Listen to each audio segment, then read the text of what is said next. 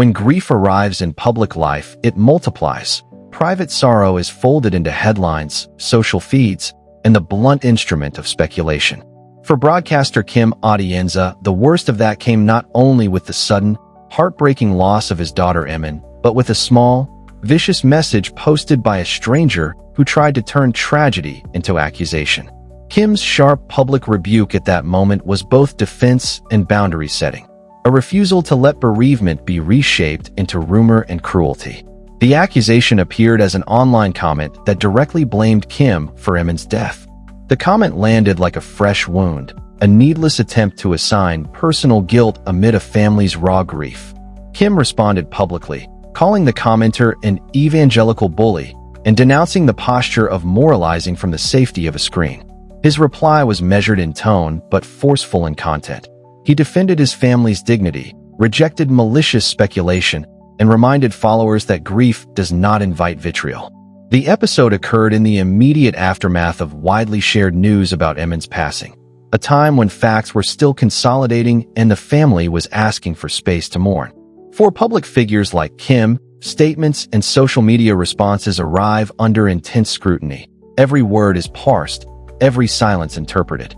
That context makes the decision to speak out even harder. To reply is to extend the public conversation. To remain silent is to allow falsehood to stand. Kim chose to speak in defense of his daughter and of his family's privacy. More than a single rebuttal, Kim's message resonated because it highlighted a recurring pattern in online life. When tragedy touches people who are known to many, malice and rumor often follow swiftly. Threads that begin as speculation harden into accusations, and anonymous accounts weaponize grief into performance. Kim's call-out exposed how cheap public moralizing can be and how quickly social media turns curiosity into cruelty. By naming the commenter in moral terms, he shifted the focus from the unverifiable claim back to the human costs of digital cruelty. The public response to Kim's rebuke was swift and mostly supportive. Fans, colleagues, and ordinary viewers echoed his demand for decency, posting messages that affirmed the family and condemned harassment. Media coverage framed the rebuke as a necessary act of defense by a bereaved parent. For many observers, the incident crystallized a wider, uncomfortable truth. Bereaved families, especially those in the public eye, frequently face secondary harm from online hostility at the exact moment they need compassion. Beyond the immediate moral indignation, the episode opened broader conversations about responsibility. Platforms that host comment sections and viral threads create low-friction environments where corrosive statements can spread rapidly. Public figures, meanwhile, must navigate how much to engage. Every response can amplify a claim, yet silence risks allowing toxic narratives to persist. Kim's choice to name and shame the commenter was a deliberate calculation to reclaim the narrative and to discourage further attacks, while also signaling that grief should not be a spectacle. For the Atienza family, the stakes were deeply personal. Emman's death was a private heartbreak turned public through the mechanics of modern news cycles. In that landscape, attacks like the one Kim answered inflict a compound injury. They not only insult the dead and the mourning, but also distract from the family's wishes for privacy and respectful remembrance. Kim's rebuke insisted that sympathy, not suspicion, should be the first response when a tragedy becomes public. The episode also revealed the limits of moral posturing. The netizen's comment attempted to convert speculation into moral certainty. Kim's response revealed the ethical poverty of that move. To blame without evidence during mourning is not robust civic engagement, but performative shaming. By calling out the behavior, Kim invited a public recalibration.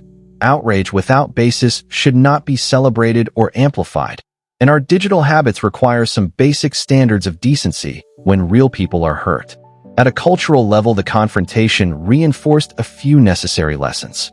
First, platform users must remember the human stories behind viral posts. Second, public figures deserve space to grieve without being forced to litigate someone else's false narratives. Third, accountability matters. When accusations are made, they should be substantiated rather than weaponized as moral theater. Kim's rebuke functioned as both a defense and a teachable moment on how we should, and should not, behave online. The incident also catalyzed supportive action. Many followers used the moment to flood Kim and his family with messages of condolence, memorial posts, and small acts of solidarity. Content creators and media personalities publicly urged restraint and verification, and several commentators used their platforms to admonish fans against participating in rumor spreading. The stronger reaction in favor of the family suggested that, even in the noisy space of social media, collective norms can be nudged toward empathy. For Kim, the rebuke was also a personal assertion of agency. In confronting the accuser, he refused to be defined by someone else's malicious logic. He publicly protected his daughter's memory and the family's reputation at a moment when both were vulnerable. That protection was not vindictive. It was a boundary imposed by a parent who had lost a child and would not tolerate cruel speculation used as entertainment or moral theater.